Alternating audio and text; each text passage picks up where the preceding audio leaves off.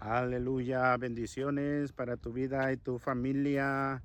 Nos vinimos a la montaña en este hermoso atardecer para compartir contigo esta hermosa reflexión que es de mucho cuidado poder comprender las escrituras. Esta escritura bíblica la vamos a compartir aquí en el Evangelio 24, versículo 44, palabras por nuestro Señor Jesucristo, caminando con los discípulos camino a Emaús. Dice así: y les dijo, estas son las palabras que os hablé estando aún con vosotros, que era necesario que se cumpliese todo lo que está escrito de mí en la ley de Moisés, en los profetas y también en los salmos. Entonces les abrió el entendimiento para que comprendiesen las escrituras. Los discípulos de Jesús, camino a Emaús, nos dice que Jesús les recordó: yo ya les dije antes de morir que era necesario cumplir lo que estaba en los profetas, en la ley de Moisés, en los salmos, lo que se hablaba de mí. Y muchas de las ocasiones Dios nos habla de muchas maneras de los años que tenemos en el Evangelio, pero a veces se nos olvida o a veces no entendemos lo que la Escritura nos quiere decir. Muchas de las ocasiones no tomamos esa reflexión propia para cada uno de nosotros y nos olvidamos con el tiempo. Bueno, estos discípulos no solamente se les habían olvidado, Jesús estaba refrescando su mente, su memoria, pero aquí nos llama algo muy importante la atención. Dice que les abrió el entendimiento para que entendiesen las escrituras. Estos discípulos ya habían caminado con Jesús, ellos ya habían estado mirando milagros, señales y prodigios, habían mirado los muertos resucitar, mas sin embargo, la importancia de entender, de que Dios abra la mente, el entendimiento para comprender lo que leímos, lo que está escrito, lo que es para nuestra vida, ver más allá del entendimiento y del razonamiento humano de una condición natural. Es aquí donde tenemos que llegar a un crecimiento espiritual. Muchas de las veces creemos que por los años de cristiano ya sabemos todas las cosas, pero mucho de la experiencia que hemos tenido, volvemos a leer parte de la cita bíblica y ¿qué es lo que pasa? Ahora la entendemos mejor, ahora la comprendemos, ahora la analizamos, ahora sabemos de qué habla, ahora sabemos cómo podemos vivirla, cómo podemos aplicarla, cómo podemos crecer, madurar en ella y cómo podemos alcanzar una experiencia mayor. Mire, ¿qué era lo que se movía en el mundo espiritual? Me llama la atención que la incredulidad ha sido parte desde el Antiguo Testamento, un espíritu de incredulidad en los corazones, y esto pasó con el pueblo de Israel. El pueblo vivió en mucha incredulidad, no creyó a las promesas, no creyó aún viendo los milagros, no creyó aún viendo el fuego manifestado, no creyó aún mirando la santidad, no creyó aún escuchando la voz que venía como el sonido de bocina cuando se manifestó en el monte Sinaí. Fueron tantas señales, les dio de comer las codornices, el maná, les dio de beber agua de la fuente, de la peña, de la roca, pero el pueblo seguía en incredulidad y se inclinaba a la maldad. ¿Qué es la incredulidad? La incredulidad, es una fuerza que va en contra de la fe.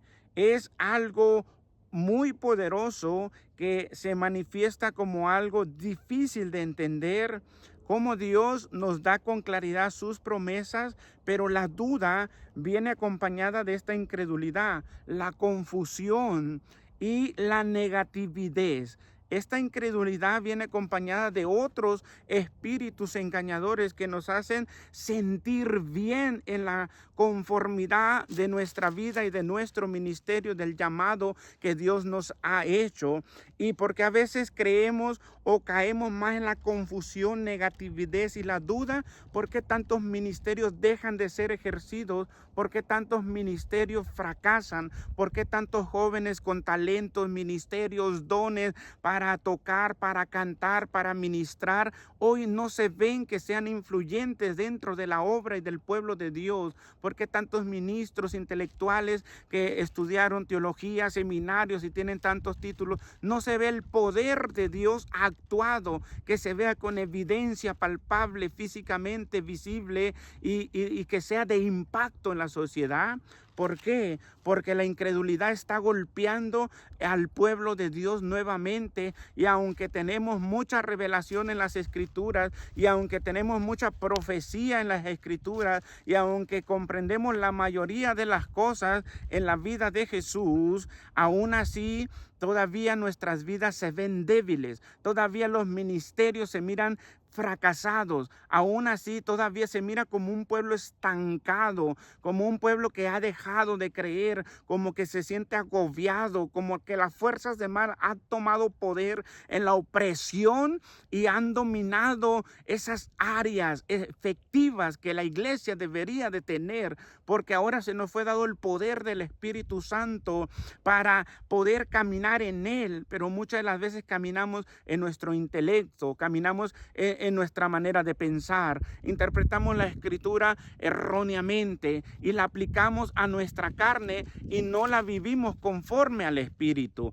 Está fallando el pueblo de Dios en muchas áreas, y es necesario que volvamos a la Escritura, es necesario que volvamos a creer, porque esta opresión está ganando la batalla. En esta negatividad es limitante, se limita la fe, se limita la confianza, se limita esa búsqueda, se limita esa manera de estar concentrados en la voluntad del Señor. La insensatez es parte de lo que estudiamos nosotros y cómo comprendemos cómo el pueblo caminó en tanta insensatez. Fueron insensatos, fueron necios, fueron rebeldes, no creyeron, y todo eso miramos la manera que Dios extendió su mano y los borró de la faz de la tierra, y murieron y cayeron en el desierto de muchas maneras. Se abrió la tierra, otros mordidos por las serpientes y otros muertos a espada,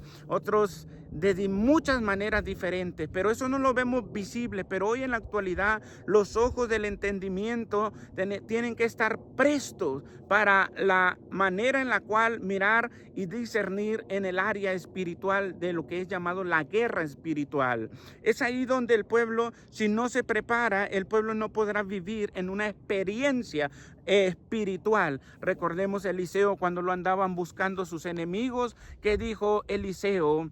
Cuando caminó en la confianza, porque él veía a sus enemigos, pero veía un ejército, veía un ejército que rodeaba a sus enemigos, y eran más los que estaban con él que los que venían en contra de él. Pero Dios le cegó el entendimiento para que no lo conociesen. Pero su criado temblaba de miedo, su criado iba acobardado, intimidado, y le decía: Señor, ¿qué hacemos? ¿Qué haremos? Y él rogó a Dios para que le abriese los ojos, y Dios le abrió los ojos a su siervo. Entonces miró toda la gente de a caballo, ángeles espirituales con sus espadas desenvainadas. Ese es el reino espiritual que muchos no alcanzamos a entender, que no alcanzamos a ver, porque vivimos en la carne. Pero el día que vivamos en el Espíritu vamos a comprender muchas cosas. Pero el tiempo está reciando, sus profecías, sus tiempos se están cumpliendo, y el tiempo avanza al final de la gracia.